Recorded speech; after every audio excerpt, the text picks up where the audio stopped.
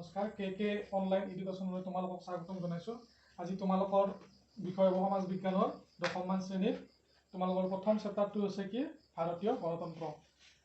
এতিয়া ভাৰতীয় গণতন্ত্ৰ বুলি কোৱাৰ লগে লগে আমাৰ কি আছে, ভাৰতবৰ্ষখন জনসাধাৰণৰ দ্বাৰা পৰিচালিত প্ৰতিনিধিৰ দ্বাৰা জনসাধাৰণে নিৰ্বাচিত কৰা প্ৰতিনিধিসকলৰ দ্বাৰা আমাৰ কি হয়, চৰকাৰ গঠন কৰে।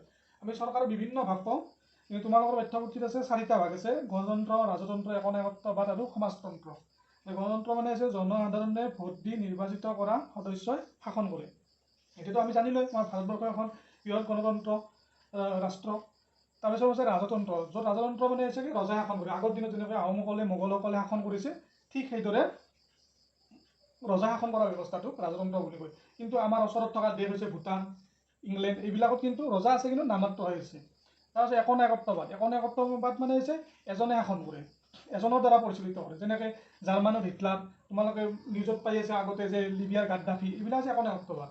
তাৰপিছত সমাজতন্ত্ৰ মানে হৈছে ব্যক্তিৰ স্বাৰ্থতকৈ সমাজৰ ওপৰত বেছিকৈ গুৰুত্ব দিয়ে। যেনে ধৰি লোৱা আমাৰ ওচৰত থকা দেশ হৈছে চাইনা, কিউবা, এইবিলাক হৈছে সমাজতন্ত্ৰ, সামাজিক কমিউনিষ্ট পাৰ্টি এইবিলাক। এইখিনি তাৰপিছত তোমালোকৰ পাঠ্যপুথিত আছে কেবিনেট মিছন। তাৰপিছত কেবিনেট মিছন আহে, ব্ৰিটিছ চৰকাৰে পঠাই দিয়ে 3জনক। তাৰ 1946 চনত আহে কেবিনেট মিছন। তোমালোকক এইকাৰণে লিখি দিছোঁ যাতে তোমালোকক কম সময়তে যাতে মই তোমালোকক বুজাব পাৰোঁ। সেইকাৰণে তোমালোকৰ যদি নোট কৰি লোৱা যে অলপ কমকৈ লিখি ল'লে তোমালোকে পৰীক্ষাৰ সময়ত ৰিভাইজ কৰাতে সহজ হয়। সেইকাৰণে মই এনেকুৱাকৈ লিখি দিছোঁ। তাৰপিছত তোমালোকে চাবা কেবিনেট মিছন আহিল। তাৰপিছত কি হ'ল, তেওঁলোকে নিৰ্দেশ দিলাক যে তোমালোকে এখন সংবিধান সভা গঠন কৰা, সংবিধানখন ৰচনা কৰা। সেই অনুযায়ী কি ক'লা, পৰীক্ষাত আহে তোমালোকৰ 1946 চনৰ 9 ডিচেম্বৰ এই তাৰিখে কি ক'লা, প্ৰথমবাৰৰ কাৰণে সংবিধান সভা গঠন কৰিলে। তাৰপিছত তাৰে জ্যেষ্ঠ ব্যক্তি কোন আছিল, ডক্টৰ এছ সিনহা, মানে শচীনানন্দ সিনহা আছিল। তাৰপিছত স্থায়ী সভাপতি আছিল ডক্টৰ ৰাজেন্দ্ৰ প্ৰসাদ। তাৰপিছত কি হ'ল যে 1947 চনৰ 15 আগষ্টত স্বাধীনতা লাভ কৰিলে ভাৰতবৰ্ষই। লাভ কৰা হোৱাৰ পিছত এখন আৰু সংবিধান ৰচনা কৰাৰ কাৰণে খচৰা কমিটি গঠন কৰিলে। আৰু সেই খচৰা কমিটি কিমান চনত তোমালোকৰ পৰীক্ষাত আহে যে কিমান চনত খচৰা কমিটিখন, সংবিধান সভা খচৰা কমিটি গঠন কৰে, কিমান চনত, 1947 চনৰ 29 আগষ্টত। আৰু এই খচৰা কমিটিৰ সভাপতি ডক্টৰ বি আৰ আম্বেদকাৰ। তোমালোকৰ পৰীক্ষাত আহিব পাৰে যে খচৰা কমিটিখনৰ সভাপতি হ'ল ডক্টৰ বি আৰ আম্বেদকাৰ। তাৰপিছত আৰু যদি আহে যে সংবিধান সভাৰ প্ৰথম সভাপতি কোন আছিল, তেতিয়া ক'ব লাগিব কি ডক্টৰ শচীনানন্দ সিনহা। আৰু যদি পৰীক্ষাত আহে যে সংবিধান সভাৰ স্থায়ী সভাপতি কোন, তেতিয়া তোমালোকে ক'ব লাগিব কি ডক্টৰ ৰাজেন্দ্ৰ প্ৰসাদ। এইখিনিলৈকে ক্লিয়াৰ হৈছে। তাৰপিছত তোমালোকে সংবিধান সভাখন গঠন হ'ল। সংবিধান এখন গঠন কৰা হোৱাৰ পিছত কি কৰিব লাগিব, সংবিধান এখন দিব লাগিব। তেতিয়া ডক্টৰ ৰাজেন্দ্ৰ প্ৰসাদৰ হাতত কেতিয়া দিয়ে, 1949 চনৰ 26 নৱেম্বৰত গ্ৰহণ কৰে, তাৰমানে অৰ্পণ কৰে। তোমালোকৰ পৰীক্ষাত আহিব পাৰে যে সংবিধান সভাখন কেতিয়া গ্ৰহণ কৰে, তেতিয়া তেতিয়া লিখিব লাগিব কি 1949 চনৰ 26 নৱেম্বৰ। আৰু সংবিধান গ্ৰহণে কৰিছে, তাৰপিছত কি কৰিব, সংবিধানখন 1950 চনৰ 26 জানুৱাৰীত কাৰ্যকৰী কৰে, ইমপ্লিমেণ্টেশ্যন কৰে। কাৰ্যকৰী হোৱাৰ পিছত এই যে তোমালোকে গম পালা যে সংবিধান সভাখন কিমান চনত কাৰ্যকৰী কৰে, সেইটো এটা কুৱেশ্যন। তেতিয়া ক'ব লাগিব 1950 চনৰ 26 জানুৱাৰীত কাৰ্যকৰী কৰে। সংবিধান সভাখন কেতিয়া গ্ৰহণ কৰে, তেতিয়া 1950 চনৰ 26 নৱেম্বৰ, প্ৰায় দুমাহ। এই 26 নৱেম্বৰ, এই 26 জানুৱাৰী, তোমালোকৰ এটি সকজা লাগি যায় যে চনটোত কেতিয়া গ্ৰহণ কৰে, কেতিয়া কাৰ্যকৰী কৰে। তোমালোকে এটি মনত ৰাখিবা যে দুমাহ পিছত, 26 নৱেম্বৰ, ডিচেম্বৰ, জানুৱাৰী, দুমাহ পিছত, প্ৰায় দুমাহ। এই 26 নৱেম্বৰত কাৰ্যকৰী আৰু 26 জানুৱাৰীত কাৰ্যকৰী, 26 নৱেম্বৰত গ্ৰহণ কৰে। এতিয়া 1949 চন, এতিয়া চনটো এটাৰ পিছত। এইখিনিলৈকে ক্লিয়াৰ হৈছে। আৰু চাবা তোমালোকে যে 1949 চনৰ 26 নৱেম্বৰ, 1949 চনৰ 26 জানুৱাৰী, এইখিনি সময়ত ভাৰতবৰ্ষৰ যে স্বাধীনতা লাভ কৰিলে অলৰেডি, এইখিনি সময়ত শাসন কৰে কি যে 1935 চনৰ ভাৰত শাসন আইন অনুসৰি যি নিয়ম আছে সেই অনুসৰি এইখিনি সময়ত কি কৰে, পৰিচালিত কৰে ভাৰতবৰ্ষখন। তোমালোকৰ পাঠ্যপুথিত আছে প্ৰস্তাৱনাটো আছে। এইবাৰ প্ৰস্তাৱনাত কি আছে যে প্ৰস্তাৱনাখন ভালদৰে কিতাপত চাই তোমালোকে ভালদৰে পঢ়িবা। প্ৰস্তাৱনাত প্ৰতি বছৰে এটা নহয় এটা কুৱেশ্যন আহিব, একমাৰ্ক থাকিবই, মাষ্ট বি। তাতে প্ৰস্তাৱনা শব্দ আছে কি, সাৰ্বভৌম আছে, সমাজবাদী আছে, ধৰ্ম নিৰপেক্ষ আছে, গণতান্ত্ৰিক আছে, গণৰাজ্য।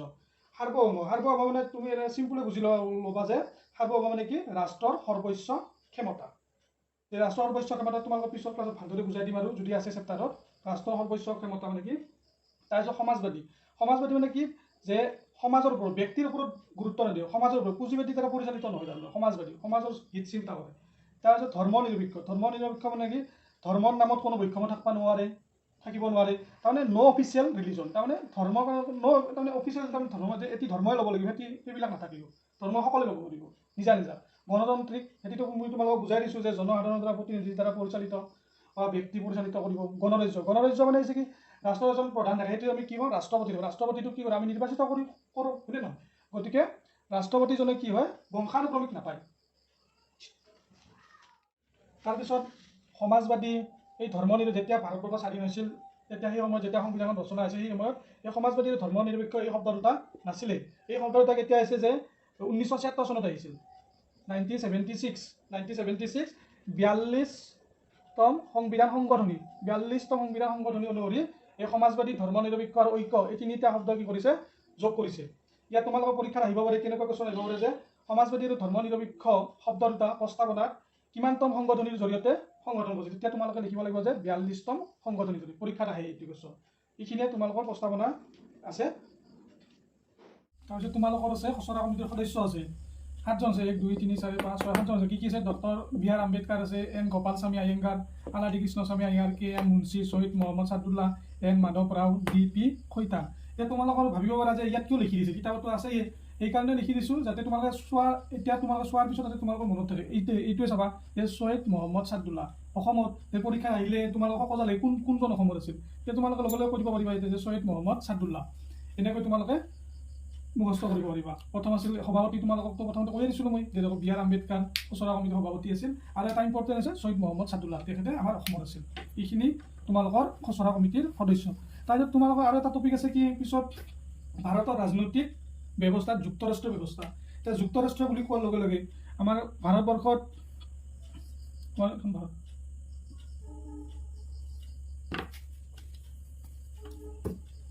এইখন যে ধৰি লওক ভাৰতবৰ্ষত কি আছে যে যুক্তৰাষ্ট্ৰ বুলি কোৱাৰ লগে লগে কেন্দ্ৰই কি কৰিব ৰাজ্যসমূহ থাকব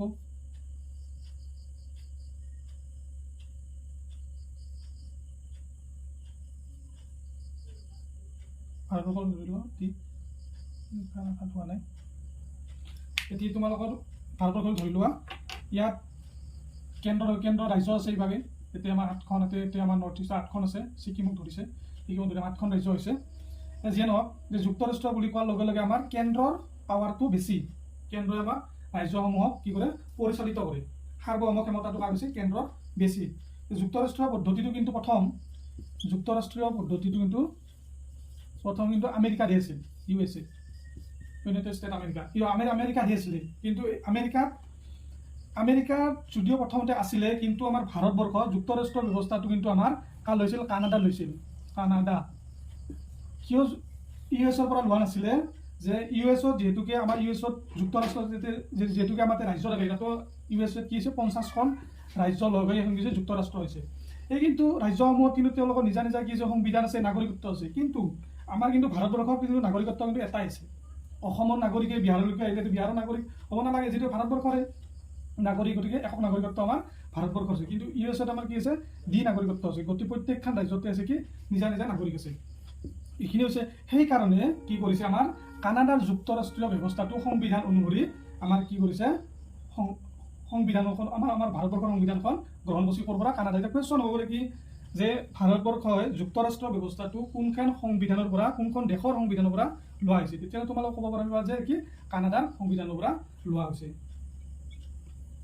এইখিনি হ'ল তাৰপিছত বুজি লোৱা আৰু কিয় লোৱা নাছিলে যে আৰু যদি ক'ব পাৰে যে সেইকাৰণে আমাৰ ভাৰতবৰ্ষই কি আছিল আমেৰিকাৰ পৰা US-ৰ পৰা পৰীক্ষাত আহিব পাৰে যে আমেৰিকাৰ পৰা আমাৰ ভাৰতবৰ্ষই কিয় সংবিধানখন গ্ৰহণ কৰা নাই আমেৰিকা যুক্তৰাষ্ট্ৰ ব্যৱস্থাটো কানাডাৰ পৰা কিয় লৈছে তেতিয়া ক'ব পাৰিবা যে কি যে এইকাৰণে লোৱা নাই যে US-ৰ কি আছে নিজা তেওঁলোকৰ 50খন ৰাজ্য আছে নিজা সংবিধান আছে তেওঁলোকৰ কি আছে নাগৰিক আছে দ্বি নাগৰিকত্ব ব্যৱস্থা আছে কিন্তু ভাৰতবৰ্ষত দ্বি নাগৰিকত্ব ব্যৱস্থা সেইকাৰণে সেই সময়ত কৰা নাছিলে যে স্বাধীনতাৰ সময়ত যে ভাৰতবৰ্ষখন ৰাজ্যসমূহৰ ইকনমিকভাৱে বহুত দুৰ্বল আছিলে সেইকাৰণে ইকনমিকভাৱে দুৰ্বল থকাৰ কাৰণে আমাৰ সবল কৰাৰ কাৰণে কি কৰিছিল ইয়াত অখণ্ডতা ৰক্ষা সাৰ্বভৌমৰ অখণ্ডতা ৰক্ষা কৰাৰ কাৰণে আমাৰ কি কৰিছিল একক নাগৰিকত্ব ব্যৱস্থাটো গ্ৰহণ কৰিছিল এই সাৰ্বভৌম অখণ্ডতা ৰক্ষা কৰাৰ কাৰণে আমাৰ কানাডাৰ সংবিধানখন অনুসৰণ কৰিছে। সেইকাৰণে আমাৰ কি হৈছে সহজ আমাৰ যুক্তৰাষ্ট্ৰীয় ব্যৱস্থাটো ভাৰতৰ কি বুলি কয় সহযোগিতামূলক যুক্তৰাষ্ট্ৰীয় বুলি সহযোগিতামূলক যুক্তৰাষ্ট্ৰীয় বুলি কয়। বুজি পালা ভাৰতৰ ৰাজনৈতিক যুক্তৰাষ্ট্ৰ। এতিয়া নেক্সট সাব টপিক আছে কি সংসদীয় গণতন্ত্ৰ। সংসদ পাৰ্লিয়ামেণ্ট সংসদ পাৰ্লিয়ামেণ্ট। এতিয়া তোমালোকে আমাৰ সংবিধান কি আছে সংসদত দুটা আমাৰ কি আছে ভাগ আছে কি আছে প্ৰথমতে আছে কি ৰাজ্যসভা তাৰপিছত আছে কি লোকসভা। কি আছে ৰাজ্যসভা আৰু লোকসভা। কিন্তু লোকসভাটো কিন্তু পাৱাৰটো বেছি আৰু ৰাজ্যসভাটো পাৱাৰটো কম। যদিও ৰাজ্যসভা কি বুলি কয় উচ্চ সদন বুলি কয় উচ্চ সদন আৰু লোকসভা নিম্ন সদন বুলি কয় নিম্ন সদন হ'লেও কি আছে কিন্তু লোকসভাৰ পাৱাৰটো বেছি। তোমালোকে ক'বাচোন যে কমেণ্টত কৰিবা যে প্ৰধানমন্ত্ৰীজন ৰাজ্যসভাৰ পৰা হয় নে লোকসভাৰ পৰা হয়। তোমালোকে এইখিনি কমেণ্টত কৰিবা। আৰু সংসদীয় গণতন্ত্ৰত আৰু তোমালোকৰ পাঠ্যপুথিত আছে কি এটা বস্তু আছে কি যে আমেৰিকা যুক্তৰাষ্ট্ৰক কি তাতে সংখ্যাটো কি বুলি কয় যে নিৰ্বাচিত হোৱা আমাৰ যেনেকৈ নিৰ্বাচিত হোৱাৰ পিছত সংসদত যে পাৰ্লিয়ামেণ্টত যে তাৰপিছত ৰাজ্যসভাৰ সদস্য হয় লোকসভাৰ সদস্য হয় ঠিক আমিতো ভাৰতবৰ্ষক আমি পাৰ্লিয়ামেণ্ট বুলি কওঁ। কিন্তু USA কি বুলি কয় পৰীক্ষাত আহিব পাৰে। আমেৰিকাত কি বুলি কয় কংগ্ৰেছ বুলি কয় কংগ্ৰেছ বুলি কয়। আৰু আমাৰ ভাৰতবৰ্ষত যিহেতুকে সংসদ বুলি কয় কিন্তু আৰু বেলেগ এখন দেশতো আমি সংসদ বুলি কয়। কোনখন দেশত কয় ইংলেণ্ডত কি বুলি কয় সংসদ বুলি কয়। কিন্তু ইংলেণ্ড আৰু সংসদৰ মাজত কিছুমান পাৰ্থক্য আছে। কেনেকুৱা পাৰ্থক্য আছে তোমালোকে জানিব পাৰিবা যে আমাৰ ভাৰতবৰ্ষৰ ৰাষ্ট্ৰপ্ৰধানজন হৈছে কি ৰাষ্ট্ৰপতি। তোমালোকে জানে যে ৰাষ্ট্ৰপতি হৈছে কি জনসাধাৰণৰ পৰিচালিত ভোট দি নিৰ্বাচিত হোৱা এজন সদস্য। তেওঁ বংশানুক্ৰমিকভাৱে নাপায়। কিন্তু আমাৰ কিন্তু ইংলেণ্ডত কিন্তু ওলোটা কি ওলোটা কিন্তু এতিয়া কিন্তু ইংলেণ্ডৰ ৰাষ্ট্ৰপ্ৰধানজনৰ তেওঁলোকৰ কি থাকে ৰজা থাকে নহ'লে ৰাণী থাকে। তেওঁলোকৰ বংশানুক্ৰমিক হয়। এইখিনিয়ে তোমালোকৰ ক্লাছত আজি মই বুজাই দিলোঁ। ভাৰতীয় গণতন্ত্ৰ তোমালোকক এতিয়া আমি থুলমূলকৈ বুজাই দিছোঁ।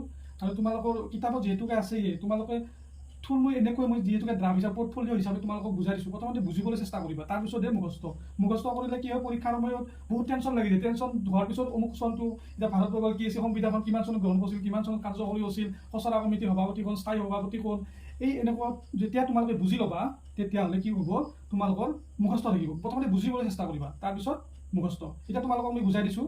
তাৰপিছত পৰৱৰ্তী ক্লাছত তোমালোকক মই কি কৰিম যে যিমান কুৱেশ্যন অনুশীলনী কুৱেশ্যনবিলাক আছে বা HLC এক্সামৰ কুৱেশ্যন আছে সেইবিলাক তোমালোকক PDF হ'বলৈ তোমাৰ ডেছক্ৰিপশ্যনত দি দিম। আৰু ক্লাছটোত ইমানতে অন্ত পেলাইছোঁ। আৰু নেক্সট ক্লাছত তোমালোকক আন্তৰ্জাতিক সংস্থা আৰু ৰাষ্ট্ৰসংঘ আৰু অন্যান্য এই চেপ্টাৰটো তোমালোকক শিকাম।